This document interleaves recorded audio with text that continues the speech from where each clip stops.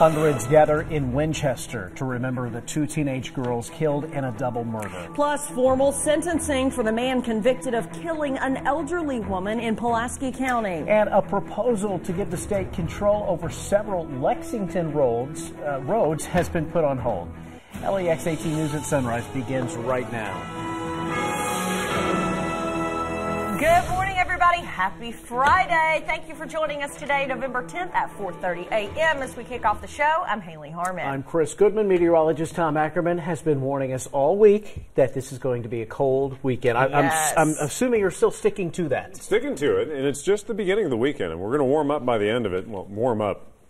Relatively. Using the term loosely there, but better than now. Yeah. And it's not terribly cold this morning. We're dropping into the low 30s. That cold front, definitely the impact is being felt, though, because it's below freezing in Covington. It is still 41 degrees in Monticello. So we've got about a 10-degree drop from north to south. And that frontal boundary at the moment, right over southeastern Kentucky and tracking out of here. So that cold is just gradually going to continue to seep in this morning. The Max Track Live, fortunately nothing doing. You go down south, they've got rain. You go up north, look at that. There's a sign of some wintry weather. Those lake effect snow bands setting up in spots, especially up around Cleveland. Some more coming off of the Great Lakes, though. So your Veterans Day forecast for the entire weekend. It's a chilly start. We'll have showers to wrap it up, but there's some good news in between, specifically for Veterans Day. That could be the pick day of the weekend. We'll get more into your Saturday forecast to see where we're heading into next week as we check out your entire 8-day LEX 18 Storm Tracker forecast. All right, Tom, thank you very much. See you shortly. News overnight into the LEX 18 newsroom. A police chase in eastern Kentucky ended in a shooting overnight that has left 2 people dead. It started late last night in Greenup County. Police say several law enforcement agencies chased a vehicle to the intersection of Route 693 and 207 in Flatwood. Then, neighbors reported hearing as many as 20 gunshots. Police say both people in the vehicle were shot and killed by officers. No word on whether the suspects opened fire first. The reason for the chase has not yet been released. 3 nights have passed since 2 Clark County teenagers were killed, and the grieving process is just starting for the people who knew them. So heartbreaking. Hundreds of people gathered in downtown Winchester last night for a candlelight vigil to remember Adriana Castro and Kayla Holland. The 16-year-olds were shot and killed near the Washington Street Apartments in Winchester Tuesday night. Darian Skinner, Denzel Hill, Michaela Buford, and Ronnie Ellis have all been charged in their deaths. They're charged with complicity to murder. And police tell us they're still searching for a 5th person in connection to this deadly crime. Friends and family say the vigil last night was a good start to the healing process.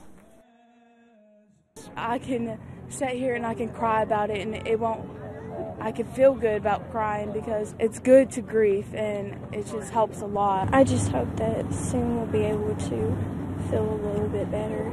And I hope they get the closure that they need. And I hope we find that as well. All 4 suspects are being held in the Clark County Jail. They have all pleaded not guilty to their charges. One of the victims of Tuesday's shooting, Adriana Castro, has been laid to rest. Many people came by to pay their respects and say their final goodbyes to the 16-year-old at her visitation and funeral yesterday. One of Castro's friends tells us the girl had no idea what Tuesday night held for her. To go where they want to go without getting killed, hurt, or anything. She wanted to hang out with her friends, and her friends were there, and she didn't know what she was going to get into. It's not that she's at the wrong place at the wrong time. It's just people want to be stupid and kill somebody for no reason. Castro was buried at the Claremont Memorial Gardens. Arrangements for Kayla Holland are being scheduled this morning. The family of a woman hit and killed by a car this week in Mercer County, they're faced with funeral costs and they're asking for help. 31-year-old Ashley Rader was hit on US 127 near Talmadge Mayo Road late Monday night. She was pronounced dead at UK Hospital the next day. The sheriff tells us this is the 2nd deadly crash involving a pedestrian in that same area in the last 18 months. If you would like to help Rader's family with funeral costs, we have posted a link to their online donation page on our website, lex18.com. 4:34 now. State police have arrested a Breckenridge County man on murder charges. It happened yesterday morning at a home on South Highway 333 in Irvington. Troopers say that's where they found 39-year-old Paul Harrison of Irvington dead. We're told he had been shot 50-year-old Ferran Skinner of Irvington was arrested and charged with murder. He's being held in the Breckinridge County Jail. New this morning on Sunrise, heightened security at Lexington Catholic High School this morning after that school received a possible threat yesterday. Yeah, the president of the school tells us a former student is behind the alleged threat. While they believe it is just a rumor, police will be present this morning at the school as a safety precaution. The Times-Tribune reports that Knox County schools will have added security as well this morning after receiving a threatening phone call on Tuesday. Coming up on 4:36 now, newly released video shows a Hopkins County convenience store clerk being beaten outside in the parking lot. Take a look. Madisonville police were called to a Marathon gas station for a fight about 6:30 Tuesday night. The woman, who had only been on the job for a couple of weeks, told investigators that she was trying to break up a fight when she suddenly became the victim. She was treated for some minor injuries. Here's an LEX 18 update. We're learning more this morning about the Western Kentucky man who police say stole a deputy's cruiser and crashed it after doing the same to another car. It turns out he was an escaped inmate from McCracken County. This all began about 1 o'clock yesterday afternoon on I-24 in Marshall County. A McCracken County deputy saw a red car speeding on the interstate and then crash. When the deputy stopped to check on the driver, the man inside attacked him and then stole his cruiser. State police caught up with that driver after he crashed the cruiser on I-69 in Caldwell County. They discovered the man behind the wheel was an escaped inmate from Paducah. That man, 34-year-old James Booker, police say walked off earlier in the day. Booker faces over a dozen charges. The man who pleaded guilty to killing an elderly woman inside a church activity center in Pulaski County was formally sentenced Thursday. Judge David Tapp seemed as emotional as the family of 70-year-old Ruthie Carolyn New. The family were in the courtroom when he spoke directly to Dwight Bell. Bell appeared before Tapp to accept his sentence for robbing and killing New. Life without the possibility of any parole for the offense of murder. We had hoped for the death penalty, and I understand why we went this route, and I think it gives us closure. Bell will be turned over to the Kentucky Department of Corrections to begin serving that life sentence immediately. The neighbor accused of attacking Senator Rand Paul at his home last week, breaking 6 of the senator's ribs as he mowed the lawn, has entered a not guilty plea. Ren Boucher's attorney downplayed his client's motive, claiming the attack was more of a tackle and over a messy yard. He said other neighbors can even vouch for Senator Paul's yard being messier than the other homes. Boucher has been ordered to stay 1,000 feet away from the senator. His attorney says he is not staying at his home until the case is resolved. Lexington Mayor Jim Gray has announced that the city is joining 34 counties in a lawsuit against nearly 24 drug companies. Companies he claims are responsible for a rise in opioid use and overdoses. Fayette County ranks 2nd in Kentucky in both heroin and fentanyl deaths. And despite city initiatives to fight the crisis, overdose deaths in Lexington have doubled from 2013 to 2016. Now the city wants these drug companies to help recoup the money it takes to deal with the problem. Profits should never come before people. Profits are, of course, essential to businesses, to industries, to the economy. But profits should never come before people. And that's the message that we're sending here. Now, Mayor Gray has not said how much money the city is seeking in the lawsuit. The suit is different than the one filed by Attorney General Andy Beshear this week, which targets one company for allegedly targeting veterans across the state. 439 now, a proposal to give the state control over several roads in Lexington, including part of Cooper Drive, has been put on hold. Dozens of residents were at the Urban County Council meeting Thursday night expressing their concerns. Some who live in the Cooper Drive area say traffic is already a problem, and they're worried the state may want to widen the roadway or cut trees, and what that would do to their property values. I haven't heard any studies. There's no traffic study, no environmental impact study. When will the speed limit be raised? When are they going to cut the trees down? It seems like I'm a broken record here, but it feels like we're being railroaded and nobody cares. This will destroy our neighborhood. A planning commissioner told the council there are no immediate plans in the next several years to widen Cooper Drive or make any changes. The first reading for the resolution is now set for November 16th. Of course, we'll keep you up to date on that for sure. It's 4:40 now on your Friday. Let's talk about your forecast again with Tom. Cold start to the weekend, a little bit better tomorrow. The end of the weekend, some showers around. We've got a lot to talk about.